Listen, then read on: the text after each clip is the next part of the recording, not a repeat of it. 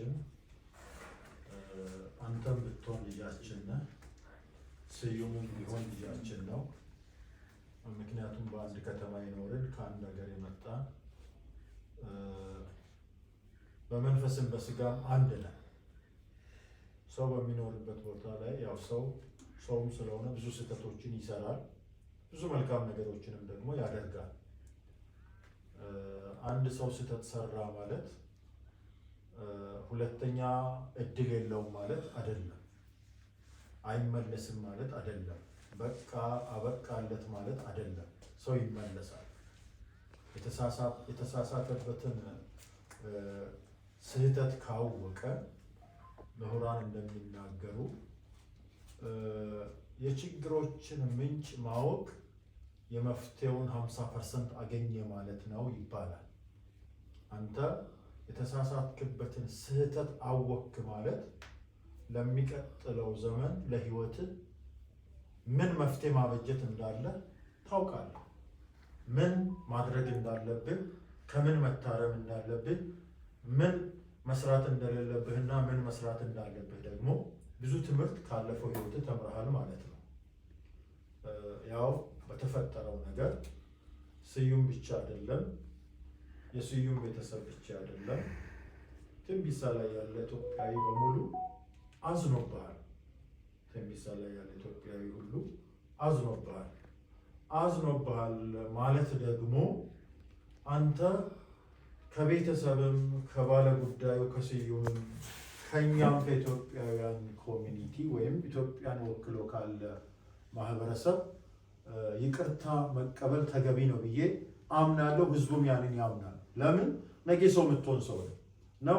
ነገ ለራስህም ቢሆን ለቤተሰብህም ቢሆን ለሀገርህም ቢሆን የምትጠቅም ሰው ነው የምትሆነው። ስንት ሰው ዛሬ ትላልቅ ሰዎች የምንላቸውን ሰዎች ባክግራውንዳቸውን ተመልሰን ብንመለከት ከብዙ ከደከሙበት መንገድ የተመለሱ ሰዎች ናቸው።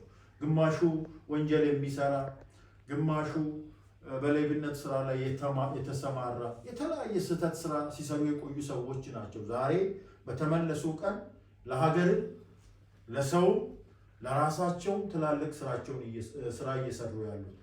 ስለዚህ አንተም ብትሆን ከእግዚአብሔር አንደኛ፣ ሁለተኛ ከወንድማችን ስዩም፣ ሶስተኛ ከኢትዮጵያውያን ማህበረሰብ ወይም ኢትዮጵያን ወክለን ካለን ከኛም ከኮሚኒቲም ይቅርታ ልትቀበል ይገባል። ሀገር ቤትም ስትሄድ ስትሸኝ ከቤተሰብ ከእናቶች፣ ከአባቶች፣ ከወንድሞች፣ ከኢትዮጵያውያን በሙሉ ምህረትን ለማግኘት ነው፣ ይቅርታን ለማግኘት ነው። የተሳሳትካቸውን መንገዶች ሁሉ ይቅር በሉኝ ልትል ነው። አንተ ነገ ያለ ሰው ነህ አይደል እንዴ? ነገ የምትቀጥል ህይወት ያለ ሰው ነህ። ዛሬ ህይወት በዚህ የሚበቃ ወይም የምታቆም አይደለም። ነገ ሌላ ህይወት የምትኖር ሰው ነህ። ነገ ለሌላ ሰው መትረፍ የምትችል ሰው ነህ። ነገ ቤተሰብ የምታስተዳድር ሰው ነህ። ስለዚህ አገር ቤት ስትሄድ በሚገባ ተመክረ በባህልም በአባቶችም በወንድሞችም በእህቶችም የሚነገርህን ምክር ተቀብለ እግዚአብሔር ከረዳ እግዚአብሔር ነገሮችን ካቃነ ተመልሰ መጥተን የምትሰራበት አገር ነው።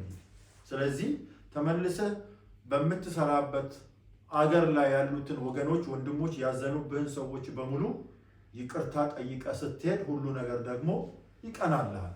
ያንን ለማለት ነው። እኛም ስትሄድ ዝም ብለ በደፈናው ከመሄድ ከዚህ ህዝብ ይቅርታ ተቀብለ ያደረግከው መንገድ ወይም የሄድክባቸው መንገዶች ስህተት እንደሆኑ ትንሽ ገልጸህልን የእኛንም ልብ የቤተሰብንም ልብ እንድትፈውስ ፈልገን የመጣ ነው።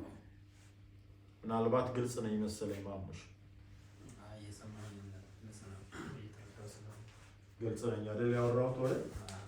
ስለዚህ እስቲ ምንድን ነው የምትለው አንተ አሁን በሆነው ነገር ላይ በተፈጠረው ነገር ላይ ሰው ስለሆን ከሄድክበት መንገድ ምናልባት አንተም ጸጽቶ ሊሆን ይችላል ብዬ አስባለሁ። እንደ ሰው ስለሆን ስጋ ስለለበስ የእግዚአብሔር መንፈስ በሰው ውስጥ ስላለ ሰው እኮ ትላንት ላደረገው ነገር ተጸጽቶ እኮ ብዙ ሰው ይመለሳል። ትላንት እንደቀጠለ አይ ልክ ነኝ ብሎ በዛ ስህተቱ የሚጸና ሰው ብዙ አይደለም። ስለዚህ ትላንት በተፈጠረው ጉዳይ ላይ በወንድምህ ስዩም ላይ ልታደርግ ከወሰንከው አንጻር ለኛም ለቤተሰብም ለሱም ምን ብለህ ነው ንስሐ የምትገባ?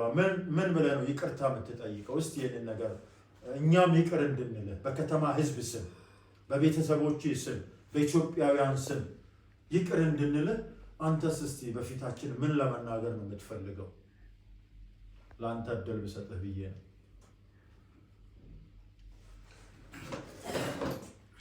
አመሰግናለሁ እድል ስለሰጣችሁኝ። እንግዲህ እኔ ስህተትን አልካድኩኝም። ስህተት መስራቴ እኔም የሚወቅስ ነው የሚታወቅ ነው።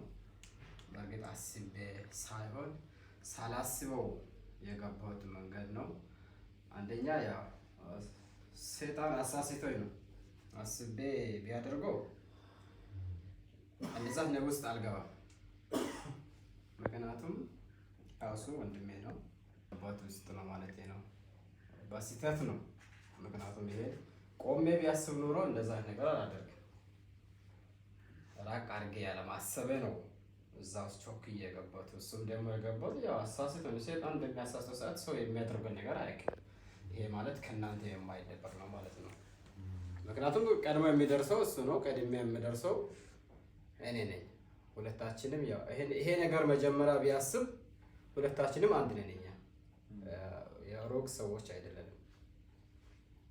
ስለዚህ ባደረኩት ነገር ላይ በጣም ተጸጽቻለሁ። እኔ በእኔ ምክንያት ብዙ ወንድሞቻችን ብዙ ወገን ያው ስራ ፈተው በጣም ተጉላልተዋል፣ አዝነዋል፣ አውቃለሁ።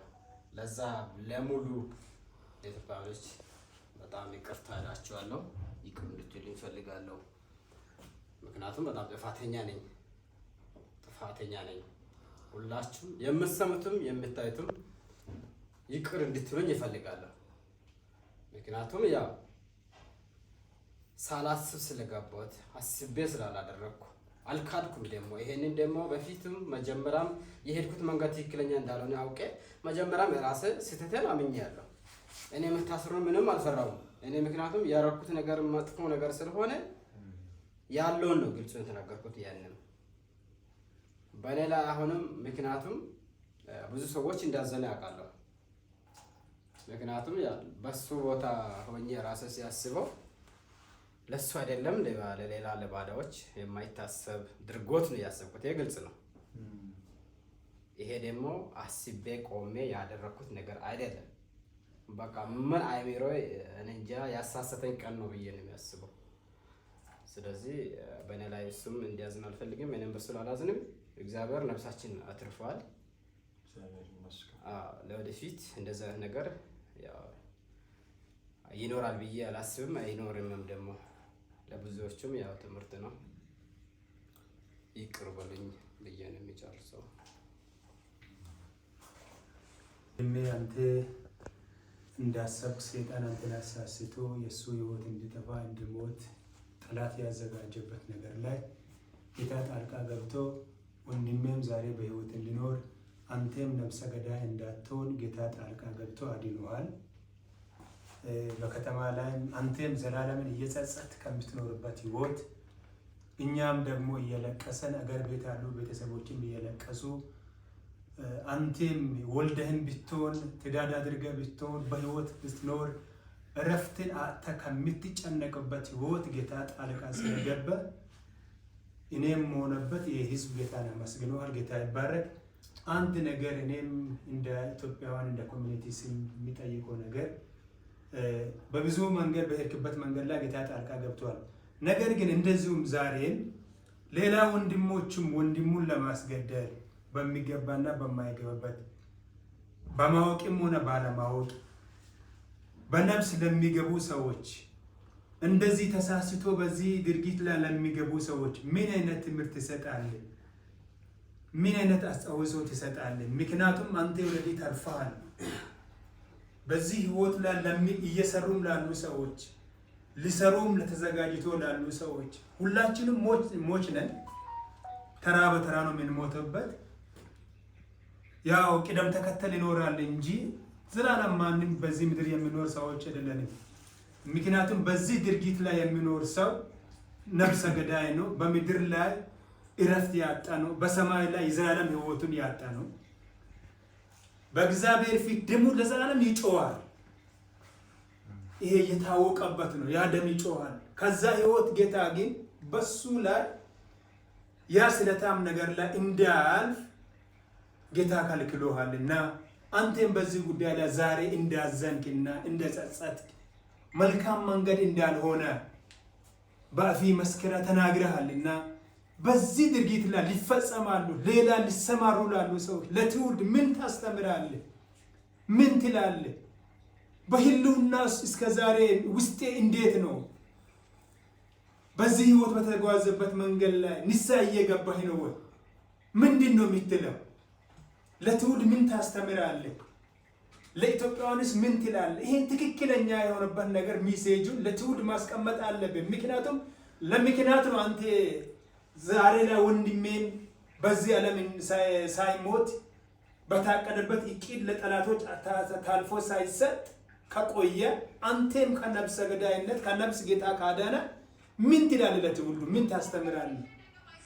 ይሄን ለመጠየቅ ነው የፈለኩት፣ ለሌላ ነገር አይደለም። ጌታ ይመስገን ነፍሰ ገዳይ ሳትሆን ተርፈሃል። ወንድሜም ደግሞ ሳይሞት ተርፈዋል።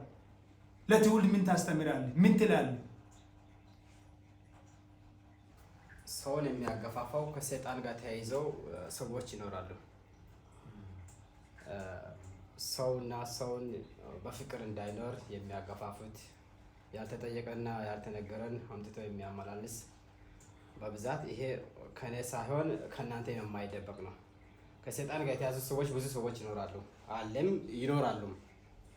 ያ ማለት ብዙ ጊዜ ሰዎች በፍቅር እንዳይኖር የሚያደርጉት ሰዎች ናቸው። ከሰው እየሰማን ነው እኛ ባላሰበን መንገድ እሱ እንገባ የሚያገፋፉት ሰዎች ስለሚኖሩ ማንኛውም ሰው የሰውን ነገር ያለ መስማት ነው። የሰውን የሚሰማ ነው ገደል ውስጥ የሚገባ። ሰውና ሰይጣን ተያይዘው አንድ ላይ ስለሚኖሩ ሰዎች ብዙ ጊዜ የአንዱን ሰዎች መኖርን የማይፈልጉት ብዙ ሰዎች አሉ። የአንድ ሰው ህይወት ሰው እንዲኖር የሚፈልግ ሰው አለ፣ ሰው እንዳይኖር የሚፈልግም ሰዎች አሉ። ያ ማለት ከሰው ጋር ከሰው እየበላም እየጠጣም ተመሳስሎም የሚኖሩ ሰዎች ብዙ አይነት ሰው ስለሚኖር ሰውን መጠንቀቅ ያስፈልጋል፣ አስፈላጊ ነው። ሰው ነው ለሰዎች ብዙ ጊዜ ሳይተኛ የሚያድረው፣ የሰውን ያለ መስማት ነው። እኔ ብዙ ጊዜ አንደኛው ከሰው መስማቴ ነው። ሰው የሚያመላልሰን እውነት ነው ብዬ በመቀበሌ ነው። ሰይጣን አያይዞ ባመጣው በዚህ አይነት ውስጥ የገባሁት የሚያሳልፈው ምንድን ነው? ሰው የትኛም ነገር ቢያወራ በአይን ባላየና በተግባር ባላየ ነገር ላይ ያለመሄድ ያለመንቀሳቀስ ነው። የሰው ልጅ ጥሩ ነው ጓደኛ ነው ተብሎ ሰው እከለ እንዲህ አለ ተብሎ ማንኛውም ነገር ያለማሰብ ነው የሰውን ህይወት የሚያተርፈው። የሰዎቹን ያለመስማት ብቻ ነው። እሱ ነው ማለት ነው። ማንም ሰው የሚሰማም የሚኖረም ካሁን በኋላ ለመኖር የሚያስበም እከለ እንዲህ ብሎሃል በሚለው ያለመሄድ። ብዙ ጊዜ አሁን እኔ እና እሱ ምክንያቱም አብረን ነው ያደገ ነው፣ አብረን ነው የኖረ ነው። በመሀላችን ሰው ይገባል። ብዙ ጊዜ ሰው አሁን ይሄን ያህል ቦታ እንዲደርስ ያደረገው መሀል ላይ ሰው በመሆኑ ነው። በእርግጥ እሱም ላያውቅ ይችላል፣ እኔም አላውቅም። እኔን ሲደርስ ጥሩ ሊሆን ይችላል፣ እሱን ሲደርስ ጥሩ ሊሆን ይችላል፣ አይታወቅም። ሰውን ሰምቼ ነው በዚህ ሰው መሀል ላይ የገባሁት። በመደዋወል ያልጠየቅኩን በመጠየቅ ነገር በማመላለስ ነው ይሄ ነገር እንዲሆን ያደረገ ማለት። ሰው አሁን አንተ ያሰብኩን ሰው የሚያስበው ሌላ ነው፣ ሰው የሚለው ሌላ ነው። ሰው ያልጠየቅኩን ነገር ነው የሚያወራ። አንተ ብዙ ጊዜ አንተ አስበው ብዙ ነገር ይሄ ያደርጋሉ አትልም። የሰውን ትሰማለህ። ሰው ያልዋልክበትን ውልህ አይደለም፣ ያልኖርክበትን ኖር አይደለም። እንደዛ አይነት ሰዎች ናቸው ብዙ ጊዜ ሰውን የሚያገፋፋ። የሰውን ነገር ያለ መስማት ነው። የሰውን ባንሰማ ጥሩ ነው። ሰው የሰዎቹን ነገር በአይን ባላየን ነገር መከተሉም ማውራትም አያስፈልግም ማለት ነው። ቴንክ ዩ። ሰውን በመስማት ነው በዚህ ጉዳይ ላይ የገባሁት። እናንተም ይሄንን ሌላ ወንድሞችም ቢሆን ሌላ ትውልድም ቢሆን ሰውን ሰምቶ በእንደዚህ አይነት በክፋት መንገድ መሄድ ኃጢአትም እንደሆነበት ለትውልድም መልካም እንዳልሆነበት የምድርን አጥታ የሰማይንም እንደማጣት በትክክለኛ አሁን ተረድተሃል? ገብቶታል? ግልጽ ነው። ያ ነገር ግልጽ ነው ለአንተ? ግልጽ ነው። ይህንን በቃላት ግለጽልን። እዚህ የሚሰሙ ወንድሞች ስላሉ ይህንን በቃላት ግለጸው። ተናገር አንተ ራስህ ተናገር። አሁን ያለውን ምክንያቱም አሁን እኮ እንደዚህ ነው ብለህ ተናገር። ማንም ሰው ማለት ነው አሁን የፈለገ ነገር ለማድረግም ሆነ ለመበቀልም ሆነ በተግባር ማየት አስፈላጊ ነው። ሰው ባለ እከሌ እንዲህ ብሎሃል ባለ ዛቻ መሆን አያስፈልግም። አሁን ለምሳሌ እና እሱ አንድ ሰው ህይወታችን ቢጠፋ ያ ሰው ማን እንደሆነም አይታወቅም። አደረኩ ነው የምለው እንጂ ምንም የሚያደርገው የሚያገኘው ነገር አለ። በመሀላችን ላይ ብዙ ጊዜ ሰው ነው የሚመላለሰው። እኔ ግን ብዙ ጊዜ አልሰማም። ትንሽ ውስጥ ሲበሳጭ ታውቃላችሁ። አንደኛው እሱ ወንድሜ ነው። ወንድሜን በማጣቱም ውስጤ ሎርማናዊ አይደለም። እኔ ልክም አልነበርኩም። ብዙ ነገር በሚያስበው በሚጫነቀው ሰዓት ላይ ሰዎች ብዙ ነገሮችን ሲያገፋፉ ሲያወሩ አይጠይቅም፣ አይረዳም፣ ምናምን የሚባል ነገሮች ብዙ ነገር ይወራል። የሚረዳ ፈጣሪ ነው አይደል እንዴ? እና በዛ ነው እኔ ሙሉ በሙሉ የሚገመግመው። ሰው የሚለው ነገር በጭራሽ ሰው ልጅ በአይኑ ባልታየ መስማት አያስፈልግም ነው በቃ። እሱ ነው ለኛ ብዙ ጊዜ ሞቱን የሚያስከትለው የሰው ነገር ነው። እኛ በአይን ብቻ ብናየው ነው፣ በጆሮአችን ብንሰማ የትኛም ነገር ብናወራና ብናደርግ ምንም ችግር አለ። እከሌ እንዲህ ብለዋል ብለን የምንሄደው መንገድ ሁሉ ስህተት ነው፣ የተሳሳተ መንገድ ነው። እንደዛ ነገሩን ያለማሰብ ይሻላል። ማናችሁም ቢሆን ይሄን ነገር የምትሰሙት እከሌ እንዲህ ብለዋል ብላችሁ የምታስቡት አንድ ሰውን ለመጉዳት የምታስቡት ያለማድረግ ነው። ይሄ ከፈጣሪም ከሰው የሚያወጣ ዘንድ ነው፣ ከሁለቱም የሚያወጣ ነው። አስፈላጊ አይደለም ማለት ነው። ጨርሻለሁ። አሁን ለምሳሌ እሱ እየተጻጻተ ነው ባደረገው ነገር አይደል እንዴ? አዎ። ያደረከው ነገር ሰውን ሰምተህ ነው ያደረከው። ሙሉ ፉል ዲቴሉን ሲሰማ ማለት ነው። ሰውን ባለመስማት ተከታተሉ ሁሉንም ነገር ነው። አንተ አሁን ለምሳሌ ወንድሜን በማጣት ፔን አለ መልስ ለኔ ፔን አለ፣ የራሱን የቻለ ፔን አለ። ስለዚህ አንተ ሰውን በመስማት ወንድሜን አጥተሃል። ወንድሜን ያሳጣው ደግሞ ምንድን ነው? ሰውን መስማት ነው። ስለዚህ ሰውን የሚሰሙ ሰዎች ወንድማቸው ላይ እንዳይወስኑ እርምጃ እንዳይወስዱ የምትለውን ነገር በግልጽ እኔ በዚህ ወንድሜን አጥቻለሁ፣ ሰውን በመስማት ወንድሜን እንደዚህ አድርጌያለሁ ብለህ ማብራሪያ ብትሰጥ እኔ እንደሚዲያ አሁን ግልጽ ስላልሆነ ነገሩ እኔ ያልኳለሁ። ለምሳሌ አሁን እኔ ሰውን መስማት አያስፈልግም ባልኩት ማለት ነው። ለምሳሌ አሁን ስዩም ለአንተ ጥሩ አይደለም፣ አሁን ስዩም ለአንተ ጥሩ አይደለም በምለው ነው። እኔ አሁን ለምሳሌ ብቸኝነት ሊሰማ ይችላል። ከጎኔ የምኖረው ሰው ከጎኔ ሲታጣ ብዙ ነገር ነው በአይምሮ ላይ የሚሰማው። በዛም ሰዓት በትንሹም ላይ በመሀልም በሚሆንም ነገር ላይ ከስዩም ጋር እንገጫጫለን። ስዩም ያንተ ወንድም ነው? እሱ ነው። ስዩም እሱ ነው። ኦኬ። በመሀልም በመሆንም እንገጫጫለን። ብንገጫጭም መልሰንም እንታረቃለን። ኦኬ። እኔ በውስጥ ቂም አልይዝም፣ በአፌ ነው የሚያወራው። ቂም የሚባል ነገር ይዤ አላውቅም። ይሄ ግልጽ ነው ያለው ነገር በአይኔ ያየሁትን ግልጽ አድርጌ እናገራለሁ፣ ይተዋለሁ በደምብ። ግን በዛም በምንኖረው ሰዓት ላይ ከስዩም ጋር በፍቅር እንድኖር የማይፈልጉት ሰዎች ይኖራሉ በመሀል ላይ።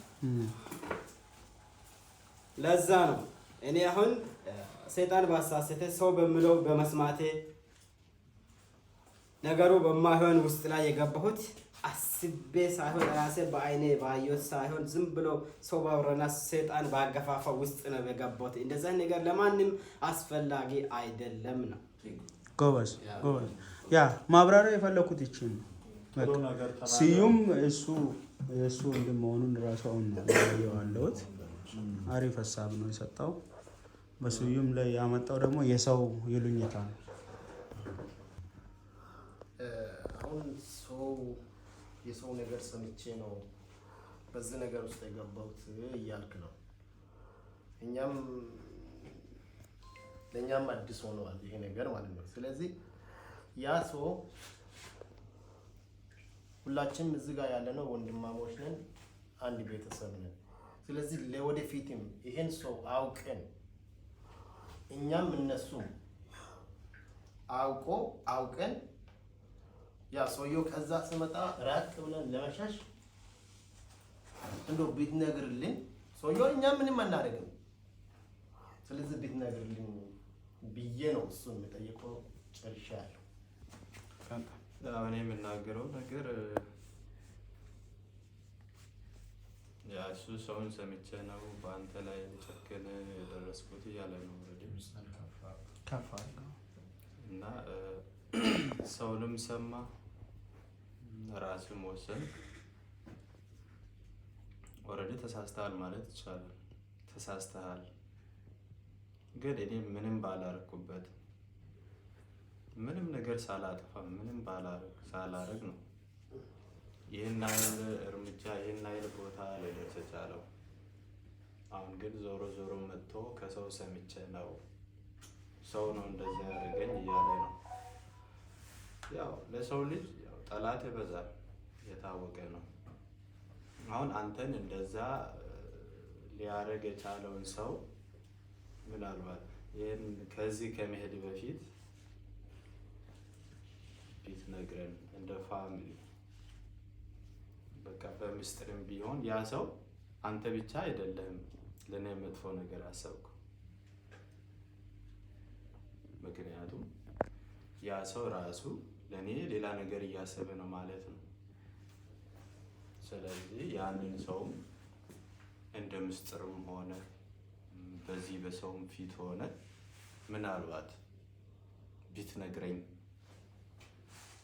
አንተ ጥፋተኛ ነህ ማለት አይቻልም። ስለዚህ ያንን ሰው ብነግረው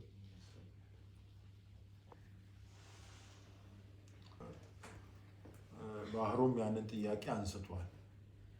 አንተም አሁን ድጋሚ ነው ያነሳኸው። በእርግጥ ሰው መካከል ላይ እንደዚህ አይነት ነገር ይፈጠራል፣ አዲስ አይደለም። ሰዎችን የሚያጋጩ ሰዎች በቤተሰብም ቢሆን በምትኖርበት በስራ ቦታም ቢሆን በተለያዩ አጋጣሚ ሰውን የሚያጋጭ ስራዬ ነው ብሎ በሰው መካከል የሚረማመዱ ሰዎች ብዙ ሰዎች ሊኖሩ ይችላሉ። እነዛን ሰዎች ሁሉ ማወቅ አለብን ብለን ራሳችንን ካሳመንን የሚከተለው ነገር ጥሩ ሊሆን ይችላል፣ ላይሆን ይችላል። ከዚህ አንጻር እሱን ወደ ኋላ ብንጠይቀው አሁን በእኛ ፊትም በዚህ ሰፊ ህዝብ ፊት ያንን መልስ የማይሰጥ ቢሆን ጥሩ ነው። አንድም ሰው ቢሆን ሁለትም ሰው ቢሆን እሱ ፈቃደኛ የሚሆን ከሆነ ይጠየቃል፣ እንጠይቀዋለን። ያው እሱም ራሱን ማዳን ስላለበት አሁን የንስሐም የመተናነጽም የወደፊትህንም ነገር ነው እየተነጋገርን ያለ ነው። ማሙሽ ይገባሃል? አንተ አሁን ፎቶ ላይ ስናይና እዚህ ጋር ስናይ አንተ በጣም ትንሽ ልጅ ነህ፣ ገና ለጋ ልጅ ነህ። ገና ብዙ ስራና ብዙ ኃላፊነት የሚጠብቅ ሰው ነህ። ብዙ ምዕራፎች የሚጠብቁ ሰው ነህ። ስለዚህ በፍጹም መመለስ ነው መመለስ ያለብህ። በፍጹም መመለስ ውስጥ ለአንድ ነገር መቅረት የለበትም። አገር ቤትም ሄደ ስትጠየቅ በቤተሰብ ዘንድ በአባቶች በወንድሞች በእናቶች ዘንድ የነሱን ልብ ማንጻት የምትችለው ተሳስቻለሁ ስትል ብቻ ነው። ገባ? ተሳስቻለሁ ስትል ማሩኝ ስትል አባቶችም እናቶችም ቤተሰብም ሁሉም ምህረት ያደርግልሃል። ከዛ ሌላ ሰው ሆነ የእንደገና ስራ ወይም የእንደገና ህይወት መቀጠል ትችላለህ። ስለዚህ ሰው ነው ያልከውን ነገር ያው በእርግጥ የሰውም አስተዋጽኦ ይኖራል፣ ያንተም አስተዋጽኦ ይኖርበታል። መመለሴ ጥሩ ሆኖ ሳለ አሁን ያንን መልስ ባይመልስ ለማለት ነው።